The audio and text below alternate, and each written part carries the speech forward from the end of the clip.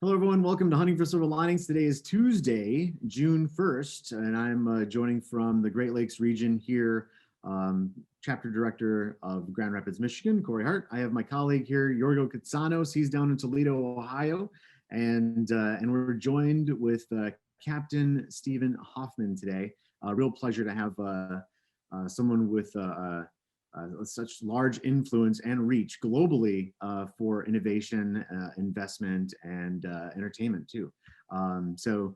Captain, thank you so much for joining us. Wonderful to be here. I mentioned before we hit record that we're going to go ahead and forego a lot of the history, but you're a prolific author, just as prolific, if not more, as far as in investments. And then a great teacher and mentor to thousands, right, over the career.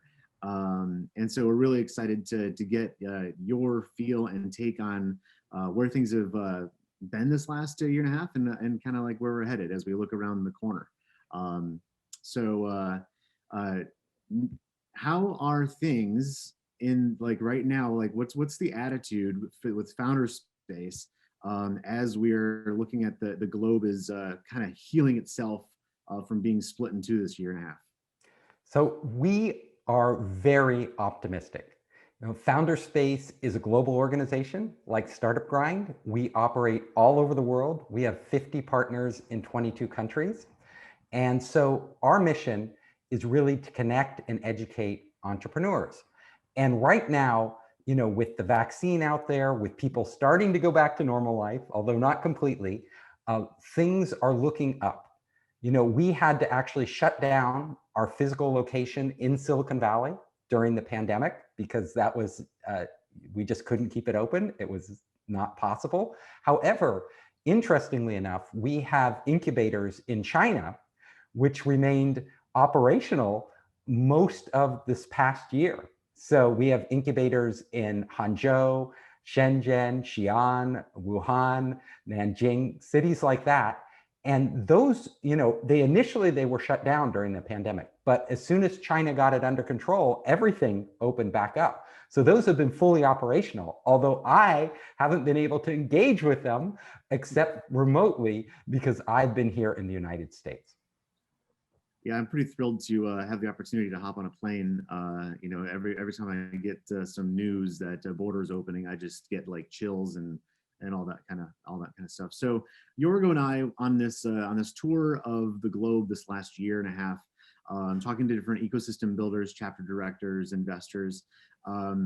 It's been while there's no mistaking the tragedy globally. It's been very, very interesting and exciting to see the pace of innovation. Is that something that you can maybe speak to since you see that probably firsthand better than a lot of people? The world has been an interesting place over the past year and a half. The pandemic actually accelerated innovation in certain areas while really hurting other areas. So like with our travel startups, with startups that deal with retail and tourism and things like that, it's been a tough 2 years. I mean, they have really struggled. However, with most of the startups we work with in our ecosystem that are pushing online SaaS products, direct-to-consumer products, really leveraging the internet and new technologies, the innovation has actually accelerated because, as we can see, so many of us have been trapped in our homes, unable to go to work. Telemedicine, telecommuting, online entertainment, all of these have been supercharged. And in Silicon Valley, I'm an investor, and an enormous amount of capital has been flowing into these. And innovation correlates to capital because the capital can fund and grow these companies, giving them more resources. So innovation has actually accelerated. And it's my theory, and I write about this in my books, that innovation will continue to accelerate. Regardless of other circumstances, whether we have pandemics or don't have pandemics, over the long haul, there will be dips. But because we have more and more people connected, because people are becoming better educated, both online and offline. You know, literally the entire world is at your fingertips. You don't need to go to Harvard or MIT to get a great education. You can do it from home if you want to. And that means we have so many people able to learn so much faster, and then collaborate with one another at a much deeper level. And that is the heart of innovation. Yeah, we on that topic, we have a chapter director in Gaza, and he has a startup where he does educational programming for startups and founders. It originally was in Arabic, and then because of demand, it was in English also. And he found that over this last year, he had a lot of subscribers from the United States. So, you know, and then when we last spoke, when he and I last spoke, he was like, you know, Corey, a lot of American cities have their own kind of, they have their own Gaza, and we can't underestimate the power of innovation, where it comes from. It can happen anywhere, right? So I have one question on the global landscape of innovation. Then I'll let Yorgo at you. With your like 100,000-foot view, like we've seen amazing pockets of just like digitization, like generations difference in this last year and a half. Like mindsets of entire regions being like, you know what, internet's not so bad, you know. So have you been able to identify some like really awesome hot zones that you're excited to explore, or put some attention into? So when you're talking about hot zones, you're talking about areas of technology or actually physical regions, geography? Yeah, like so, whether it's sectors or physical regions also. For example, like Uruguay, you know, maybe had been overlooked, but now it's like, well, there's a lot of technologists down there doing some really cool things. The one trend I see sweeping the world right now, and especially Silicon Valley, is that people are now free to move about, because a lot of the big tech companies have said you can work remotely.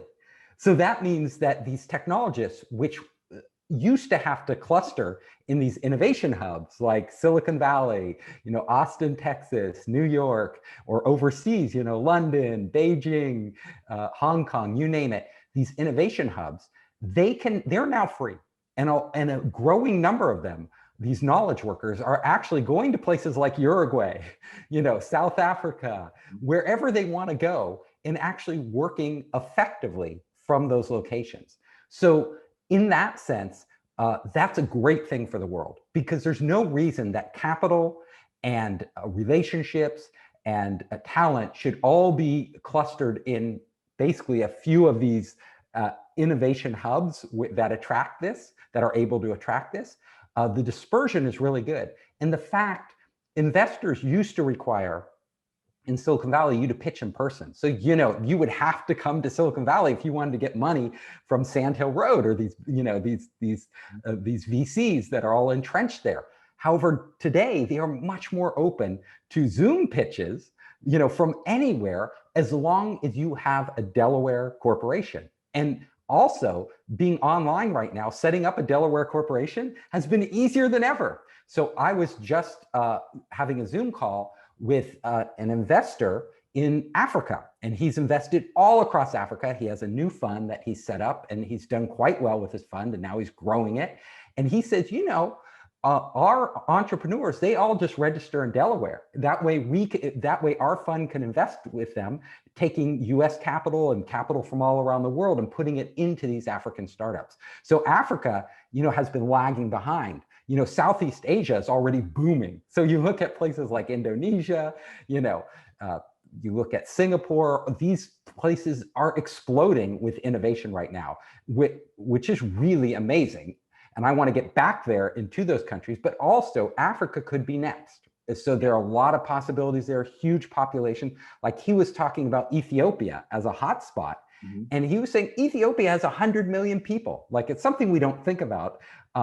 And in this 100 million people, you know, they're increasingly doing everything on their phones. So he's placing investments in there, and that could be the next Indonesia, which, you know, has exploded in terms of startups.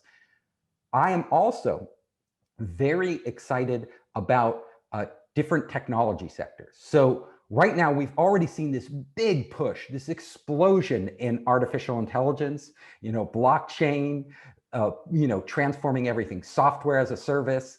All of these are enormous change makers in the startup world. And we will continue to see those push further, especially artificial intelligence, because it is so versatile. It can be applied to literally any problem. You could make any process, anything you do, anything people want, any service better, smarter through artificial intelligence. So that's going to continue.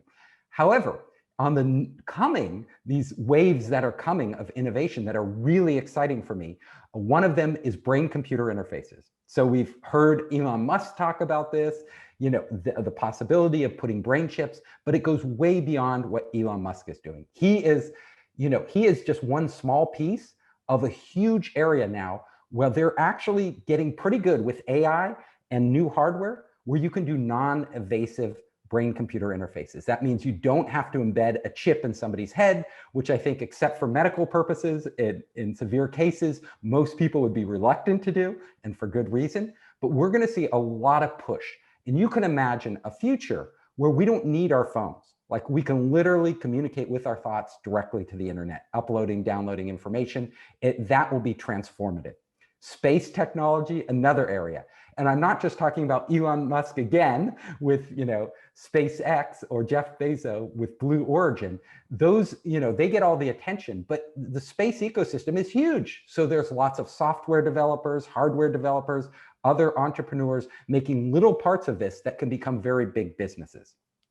And the third one, and I'll stop there, is I am really excited about CRISPR gene editing.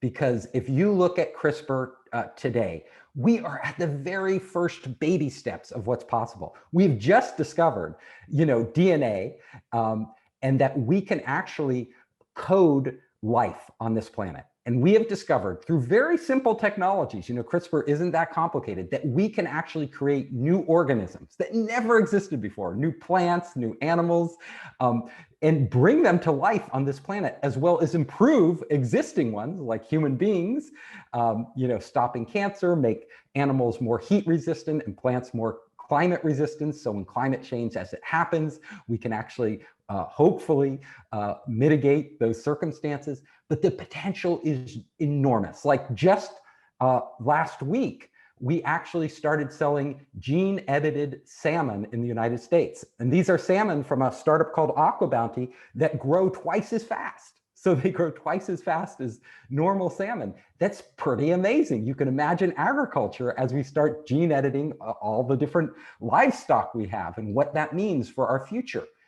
This technology is literally, we are on the cusp of rewriting life, like rewriting life on this planet. And if you look at our dreams of colonizing other planets like Mars, we would have to have gene-edited plants and animals to survive on those harsh conditions. So this is going to take us further than people can possibly imagine. Oh, yeah, and faster than it would have ever imagined. The value chain of what it is to human is really the essence of everything where we have to go. Yorgo, any thoughts from our conversations this last year and a half? Sure, of course. It is such a pleasure to meet Captain Hoff. You have traversed the globe both in the last 10 minutes of your presentation in two areas, geographically, but also in terms of content. And let me take a step back. In the olden days, we never invested, meaning we as entrepreneurs, as investors, we never invested in the horse. We always invested in the jockey. What's going on with the jockey at the moment? So in terms of jockey, you mean startup founders? I can't hear you. You cut out. Absolutely, yes. I meant the entrepreneurs. And how do we go from, as you very correctly have suggested in your writings, the skills that you require to set up a startup are quite different compared with the skills that you require to manage a large organization? That's a really good question. I write about this in my new book, Surviving a Startup. because I have done 3 venture funded startups myself and 2 bootstrap startups. So I know like what it is to be in the trenches, to be a startup founder, to face these seemingly impossible obstacles. And I really believe as an educator, as somebody who runs incubators and accelerators, that we can make a difference with the entrepreneur. Like entrepreneurs are not necessarily born. All of us are, it's nurture and nature. Like we can gain advantages from our DNA, but what we're exposed to makes an enormous difference. And you can see this across cultures, right? Certain cultures, certain areas, they don't necessarily have more geniuses, but they produce a lot more innovation simply because those people are surrounded by other people doing this and they have access to resources. So it's my mission to make that more equitable around the world. And what I see with entrepreneurs right now is they are more inspired than ever before to be entrepreneurs, and rightly so, because the innovation is accelerating and new technologies are being birthed faster than ever in more and more places. And the applications for these technologies, the potential is just enormous. Each one of these is a door opening for entrepreneurs to actually run through. However, entrepreneurs also face challenges. Not everybody personality is right to be an entrepreneur. And I talk about this a lot. All of us who are committed to this believe in entrepreneurship, but people need to know themselves. Like there are certain entrepreneurs, when I meet them, nothing will stop them. They will literally do whatever it takes to figure it out. And there are other people who would be better off aligning themselves with one of those, key power entrepreneurs and supporting them, because first of all, they'd be much happier. And secondly, they would be much more successful. So knowing yourself and where you fit in to an organization is really important. I will tell you, interacting with entrepreneurs these days is exciting because people are trying so many different things, and things that a lot of these ideas are just like really crazy. Like in China, I have a startup that I've been collaborating with that has been designing computers for pets. Like literally interfaces that pets can interact with. So when their owners are away, the pet can call them on their phone, the pet can get food, the pet can do all sorts, play games, actual games on, like a dog can play games on these computers by touching it with its nose or its paw. Really crazy ideas, but it's fun. Like it's fun to see this happen. Thank you. Captain Hoff, you're coming in a roundabout way to corporate governance.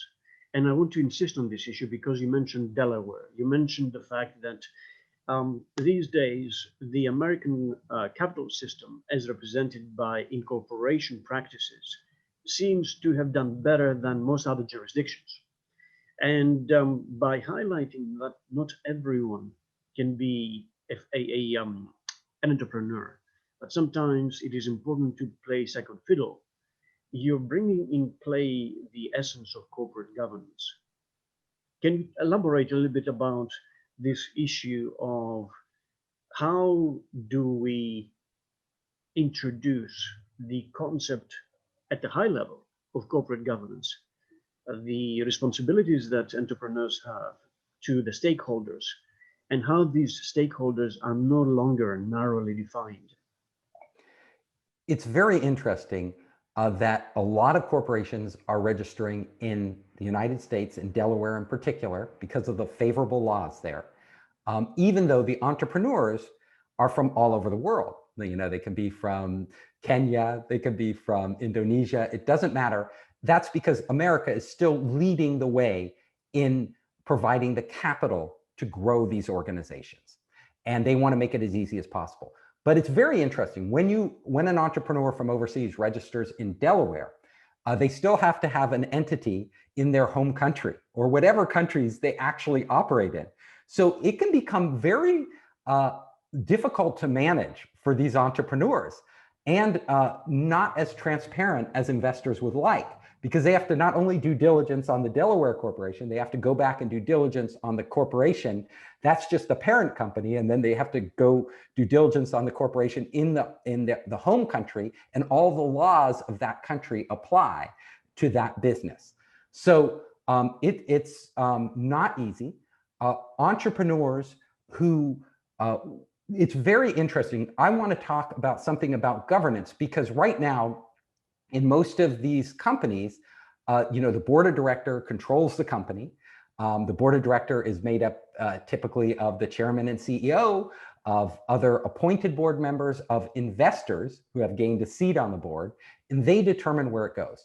Is that in the interest of all the shareholders? Well, the way it's set up, it's not necessarily in the interest of all shareholders, because there are employees that often have stock options, but their ability to actually control the direction of the company is very limited. They're not in the board meetings. They don't have access to the information.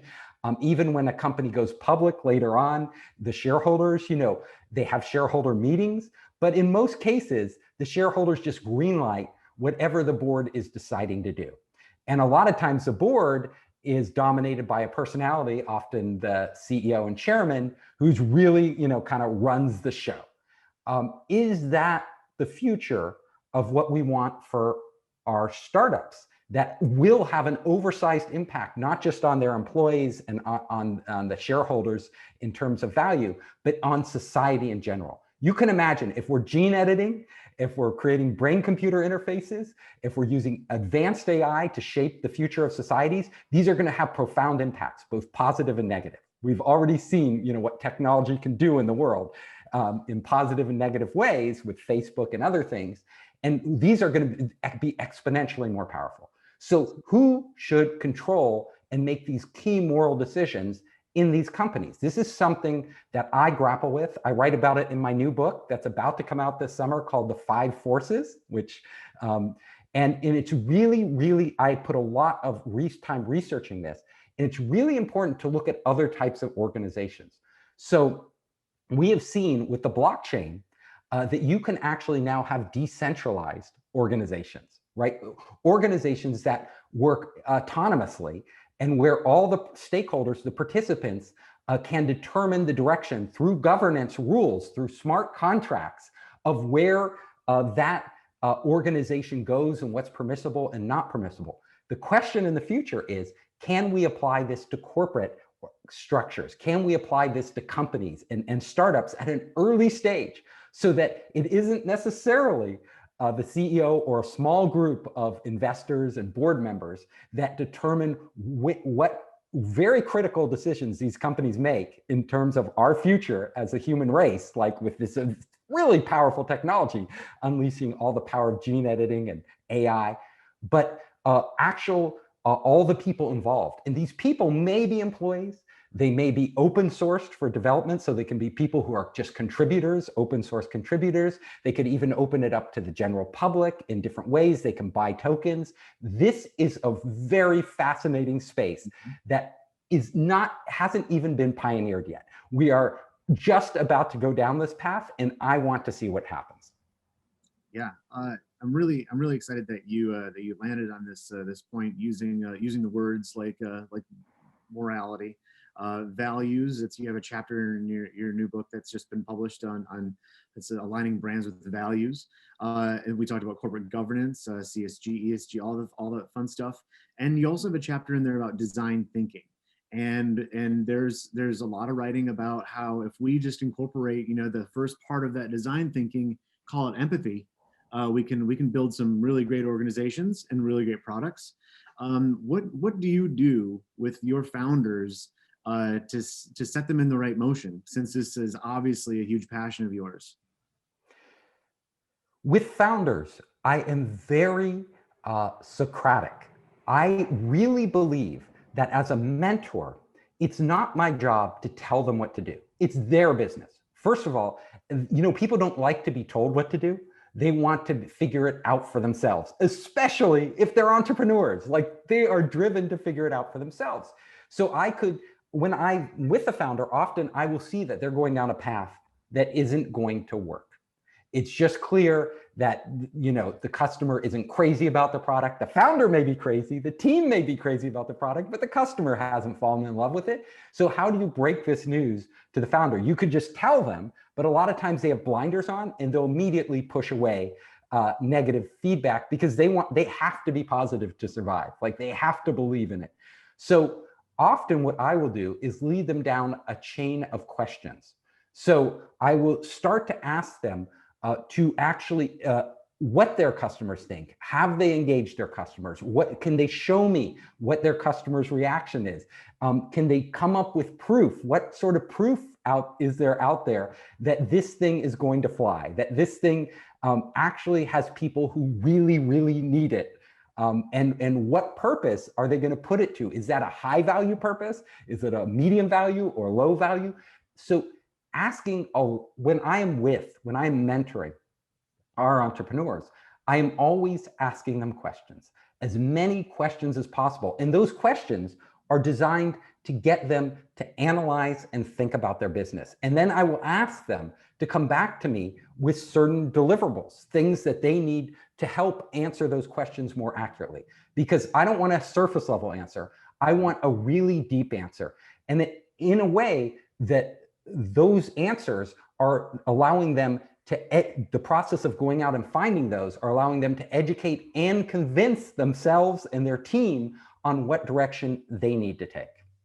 Yeah. So in doing that work, I've always asked the founders that I'm interacting with to really investigate who are all of your stakeholders, like what all up and down the entire chain. Who is this affecting? Because the decision is, yeah, like there, at some point, you know, you might have to ethically like sell out a little bit, right, for the sake of the startup. And maybe I don't know if that's something that you can talk about. Like there's a fun book called like The Ethical Sellout, where, you know, like we can want all the best and everything, but also we have to eat, you know. So like where does that fit on the spectrum?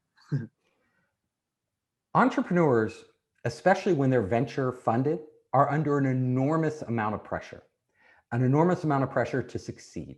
They're not only driven internally to get to that point, they have to be, but they're also externally, everybody's looking at them to deliver the goods. Like, they make big promises. Like they're legally bound to. Like, yeah, entrepreneurs make big promises to these investors, and they have to live up to their promises. So it is really difficult sometimes for them to draw the line. You know, all of us have heard of Theranos, where, you know, Elizabeth Holmes, she really wanted to succeed. She was an incredible salesperson, but she went over the line in covering up what they were really doing, masking that it didn't work, and selling something that really turned out to be a big fraud and ended up imploding. Now, a lot of entrepreneurs don't go that far, but they do hit this line where they will compromise on their ethics in order to get sales. For example, gathering data. You know, data is really valuable. Now, do you put that data to a use that may not be illegal, but is not in the interest of your customers, of your users? Now, these customers and users are your responsibility. Ethically, you should treat them as you would want to be treated if you were one of the users, right? How would you want your data used? How would you want your privacy respected? However, there is pressure to monetize. There is pressure to take this data and actually manipulate the users into doing what you want them to do, whether it's spending more time with your app, doing more transactions, inviting more people to join your network, your platform. These are real opportunities as for a business, but also a lot of them come with moral challenges and that the entrepreneur must deal with. So it's very hard throughout history, and I read a lot of history. You know, people have taken different choices. Very few of them stick strictly to the most moral and ethical choice. A lot of them fudge that line to grow their businesses because they can do it, they have the power to do it, and they are incentivized by the system to do it. We saw with Facebook, they dramatically crossed the line in terms of user data and really respecting their users in terms of what is beneficial for the users. Now, my personal belief is you don't have to cross the line to build a great company. And a lot of companies you might give up some opportunity, but you do gain a lot by building trust with your users. So this is what I tell entrepreneurs. If you can do one thing right, this one thing, you will be successful. And you don't have to worry about anything else. Provide the greatest value to your users and your customers. Give them as much value as possible. Whatever is in their interest, really focus your energy on that. And when it's not in their interest, even if it's to the gain of the company, just don't do it. You will be successful enough. Like, would you make more money doing it another way? Possibly, right? By exploiting their trust and using, and doing things to the advantage of the company. But in the long run, sometimes that will come back to bite you. And in the long run, when people really trust you, when they really think that the company has their best interest in mind, those customers, they will stick with that company. Even when other companies offer something very tempting, they will stick with it. So you gain something from doing that. There's always it's never clear cut. It's never black and white. So if you're going to err, why not err on the side of your customers and let the chips fall where they may, because you never know in life what will happen with either path you go down, but you do know if you do the right thing, at least you can feel good about it, and at least you are helping your customers in what they need to get done. Captain Hoff, with the danger of sounding philosophical, we have really jumped into the key question. You remember in the late 90s, Jared Diamond published a book, Guns, Germs, and Steel, where he actually showed how elites made decisions about the survivability or not of civilizations. And since the Peloponnesian War, we have a well-documented track record of the elites making decisions that very often did not include all stakeholders. In a more recent, may I say, way of thinking, I keep on reading again and again the letters to his shareholders that Warren Buffett has been writing, where he talks a lot about human fallacy and the biases that Daniel Kahneman has so wisely documented in Thinking Fast and Slow, and in Noise, the latest book that he wrote, he co-authored. You're bringing a lot of these issues today. You started by mentioning that work from home promoted mobility. Mobility itself fed into decentralization. You mentioned that blockchain, quite rightly, is enabling us to encrypt information. And of course, with Ethereum and other layers of technology, we're able to encrypt and decentralize information and monetize it in this regard. You mentioned CRISPR, you mentioned AI, you mentioned BCI, brain-computer interface.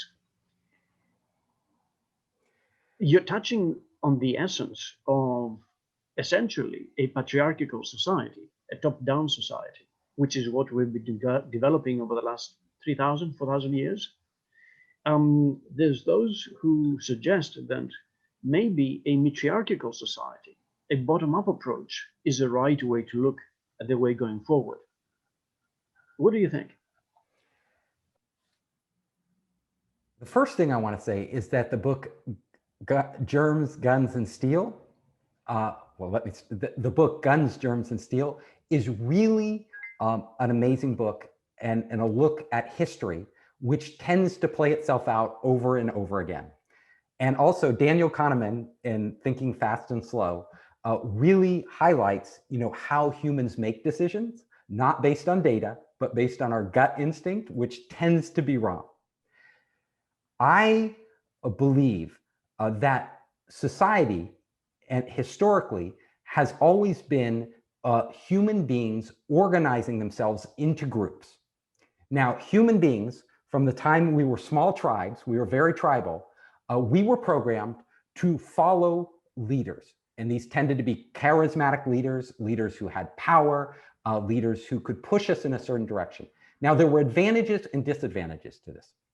The advantage is when you have a clear leader, the group can coalesce around this and really become like a single organism, like work together and to accomplish a purpose.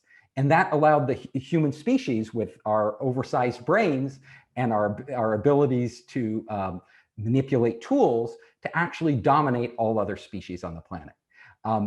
But these same traits that have made us so successful in the past are actually now at a point where they could be detrimental to the human race.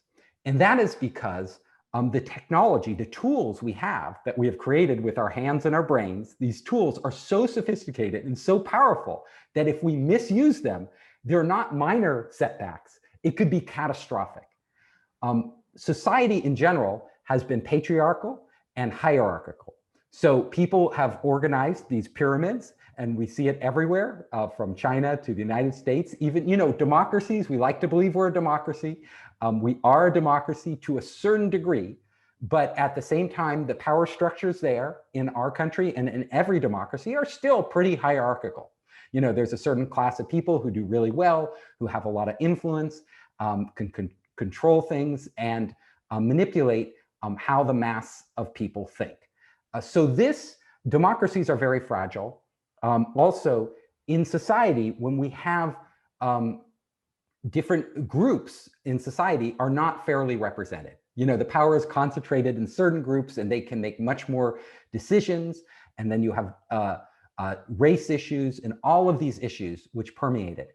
Now, your question is, would we be better off with a matriarchal society? Well, perhaps, right? But that we would like to believe that. Right now, we have more and more women coming into positions of power in terms of being CEOs of companies, in terms of being political figures. But these women are still playing by the same rules that the men have played by. They aren't fundamentally changing the power structure or how we operate.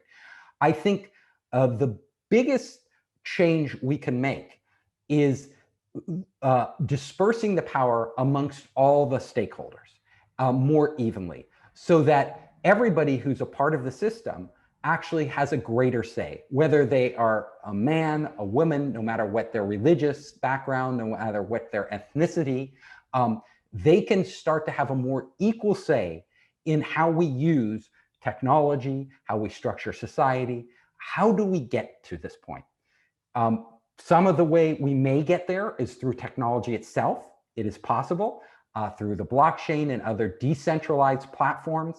However, those don't guarantee it. They aren't enough to guarantee it, because we can already see in cryptocurrencies, there are whales under there who have an enormous power to manipulate these currencies. They can become the dominant stakeholders, pushing all the smaller investors aside because they have so much leverage with their capital. So even when you have a system like that, how do you allow different participants to really participate equally? Who gets the power? Who gets, let's say, the tokens or the voting rights? Or in a shareholder meeting, who gets the actual say? How much power does a board have? These issues have not been addressed. And so we're going back to corporate governance. Yeah, we're going back to corporate governance and social governance and governments in general. How do you make that playing field more even? I honestly I'm not a complete optimist in this area. I think it's going to be very, very hard. I do believe, though, that there is an opportunity with the development of new technologies, specifically technologies that make information that is hidden and controlled more transparent, and can verify that information for people and help people make better decisions. For example, AI and big data combined with decentralized organizations to actually bring to the surface what is happening. So let's take a very narrow example, because trying to change a whole country is really hard. But let's just take trying to change a company. If you built a company of the future on a decentralized platform, And you allowed all the stakeholders, whether they were partners, whether they were open source contributors, whether they were employees, whether they were investors, all these people, you allowed them roughly equal stake in the decision-making. And you made that decision-making autonomous. So it wasn't a single individual that would guide this organization, but the group as a whole. That is a really good start. And then on top of that, you made every decision that was being made and being considered to be made transparent. Like, oh, you know, you put the information out there, you would have ways of verifying it, you would have artificial intelligence monitoring things on behalf of all the people and bringing them to the surface, and then orchestrating a way for people to make intelligent decisions, right, as a group.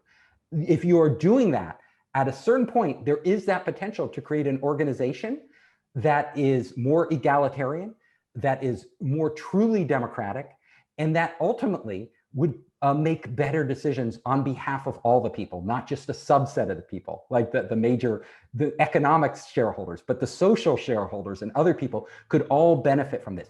There is that potential. And I would love to work with entrepreneurs out there who are trying to do this, who are trying to figure it out, because that could have a profound effect, first on how startups are created, how business is created, and eventually maybe on how we run our government organizations and social organizations and nonprofits. So it could proliferate. There is that potential. So on this topic, even though people are given all the facts, and even though they're given agency, many still make decisions that don't benefit themselves due to outside influence. Are there anecdotes or things that you help founders with, or people when you encounter folks that really they could use some help on how to think? You know, you mentioned your Socratic method earlier, and this is something where I personally struggle with sometimes in my community at arm's length, is like, why are you making these decisions that don't benefit you, your company, or your stakeholders? This is a really interesting question. When I look at society today, I look out there and I see how people are making decisions. So first of all, in the United States, 50% of the people are vaccinated, have at least received one vaccination. The other 50%, not. They haven't done it. Why haven't they done it? Well, there's a lot of reasons out there why they believe that they shouldn't do it. Some believe it's not necessary that they do it because other people did. Other people believe that it could have adverse effects on their health.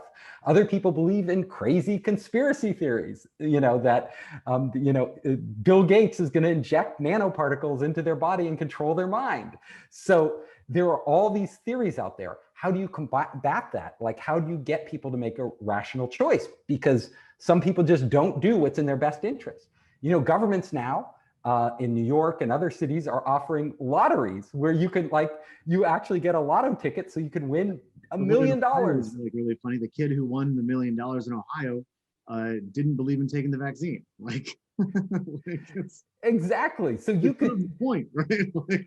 People could win $10 million, for getting a vaccine. And what's amazing is that people will get the vaccine just to enter the lottery. Now, is that a rational decision? Well, if there's there's a 1 in a million chance or more that you may win this lottery, yet the chance of dying by not getting the vaccine is much higher. So when you're faced with the chance of dying or winning some money, you won't get the vaccine to prevent you from dying, but you will get it on the very slim chance of winning money. Is that a rational decision? It is not. But fundamentally, people are not rational. People are emotional. So when I work with entrepreneurs, I tell them, when you speak to people, if you want to get them to do the right thing, just giving them the facts alone will not do it. You have to, if you know it's the right thing, you have to persuade them through their feelings. And people's feelings don't, Daniel Kahneman laid this out very clearly. People aren't good at analyzing statistics. They aren't good at understanding data, and they will go on what their gut feeling is, regardless of the information they are given. So for entrepreneurs, Let's say you want to get your community to do the right thing, to line up behind doing the right thing, or your employees. You have to work at 2 levels. So for certain people, you need to put the facts out there. Like, these are the facts, here's the data. A certain set of people will respond to that. For other people, you need to also put it in emotional terms. You know, what you have to understand what people want, what will drive them. So in the case of the lotteries to get a vaccine, yeah, everybody wants to be a millionaire. So, and some of them value being that more than they see the risk of losing their lives. So that would push them over the edge. You know, they're on the fence, push them off the fence in terms of getting that vaccine.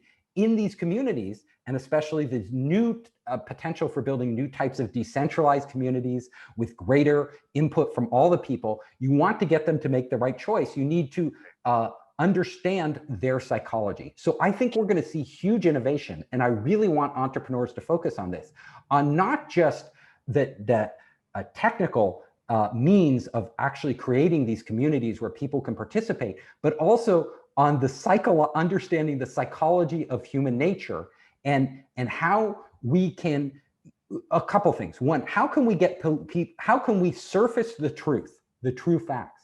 How can then we get people to recognize that it is the truth? Because they may be receiving information from elsewhere that tells them that this isn't even true, right? And if they don't believe it's true, they're not going to act on it. And then third, how can we get them emotionally engaged so that they actually step up and take action, the right type of action to support the facts that are real? So it's a complex problem, right? Because you have all these challenges. Now, can we use technology? The question is, can we use technology to actually make this happen in a sustainable, repeatable way? Right. And I guess we'll find out, you know. Now, Yorgo has one question, then I have a question as well. I want, in the interest of time, I just want to make sure that I let Yorgo at you again. Oh, thank you. Captain Hoffman, I mean, the real issue that I guess I'm concerned about is those left behind. In other words, there's 2 types of those left behind. While you were making your preliminary remarks, I was making notes about AI, about social mobility, about BCI, brain computer interface, about CRISPR, about space. Not everybody is participating in this process. If anything, you were talking about a minuscule proportion of the population. How are we going to develop a trickle-up effect as opposed to a trickle-down? In the future we're entering right now, and I really go into detail on this in my new book, The 5 Forces, but in this future that we are about to step into, what we are going to be seeing are amazing technologies, technologies that will cure cancer, technologies that will prolong life, technologies that will make certain people incredibly rich, which we're already seeing, this concentration of wealth. And then there will be pockets, large, well, not pockets, like large swaths of the population which don't have access to these. We can already see this happening. Space tourism. Who can afford to be a space tourist? But the very rich. You know, you're not going to be a space tourist. New medical treatments that are really on the cutting edge. Who can afford to get these?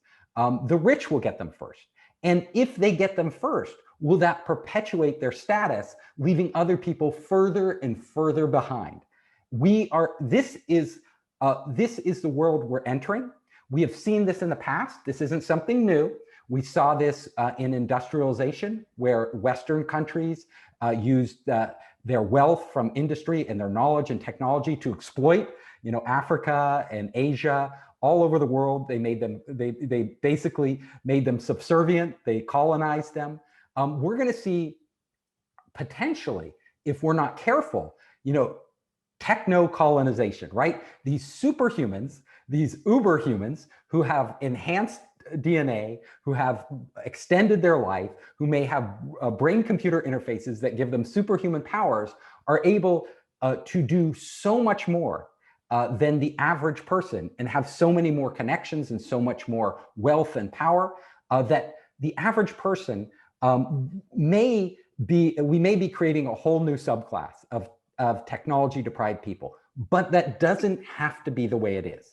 And that's the most important thing to understand, that a lot of this technology and the way around this is to basically push out that technology as broadly as possible and as cheaply as possible. So the beautiful thing about technology, a lot of this technology, is that the cost can be lowered dramatically. Simply, software, literally, it doesn't cost you, it costs you incrementally more, a tiny bit more to offer a software education, an AI software education to somebody in Africa. It can cost pennies to offer that to them, pennies a day. And they potentially, using this, they don't have to travel around the world, go to Harvard, be one of the lucky few who gets in. They could get that same exact education in Africa at a high quality, maybe even higher than you'd get in Harvard, because using AI and personalization, huge potential, allowing them to do so much more. Same with medical things. We're faced with this with the vaccine. So right now, vaccines have rolled out. First world countries, countries with power, have basically gotten first dibs on this vaccine. And people in other parts of the world are still waiting. And in America, ironically, we have so much vaccine, we can't even use it up. And while other parts of the world they would love to have that problem. We need to set in place structures that allow the technology to disseminate. And I will tell you what I'm most optimistic about. I'm most optimistic about structures of open source. So the more software, the more services we can open source, bring down the cost, allow people to build the software for everybody, allow everybody to access it at a small cost, but a much larger pool. That is what will even the playing field. And the other thing we need to be careful about is a lot of these systems are centralized. So like Amazon is centralized, Facebook is centralized, Google is centralized. That centralization means the centralization of wealth. Can we decentralize these more? Can we open them up? Can we make all the participants benefit? Imagine if Google was open source, right? We all use Google. Imagine if all of us got to decide how our data was used on Google. Imagine if all of us received a dividend check for the advertising revenue that Google generates. Wouldn't that be a totally different paradigm? Like an open Google that we all use, that we all get checked when our data is used, we set our permissions, and we actually get paid when somebody advertises on Google, we all benefit from that. That would be an amazing thing. And we could do that. That isn't beyond the realm of possibility. The same is true of a social network. Now, it's really hard to displace these guys because of the network effect. Once Google's there, once Amazon's there, once Facebook's there, it's really hard to displace them. However, technology is always improving. And as I say, with new technologies come new opportunities to disrupt those existing players. There is that potential for us to do that. And it's up to the entrepreneurs to actually make that happen.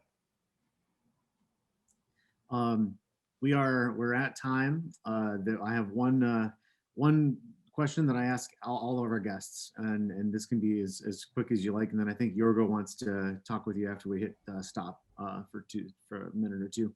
Here's the question: what can the global network of Startup Grind chapter directors in over 129 countries? What can we do for you? What can we do for you? Well, what Startup Grind can do for me is what you're already doing. And that the most important thing is what you two are doing and why I love this show so much. And that is bringing up ethical issues into the conversation. Not just technology, not just how I can get rich, but getting people to really think how we can use this technology more responsibly. And that is what you can do for me. And I love engaging with Startup Grind. So if you want to invite me to give any talks to your different groups, to actually engage them in some conversations about ethics, about what the entrepreneur's responsibility is in society moving forward, I would be more than happy to do that.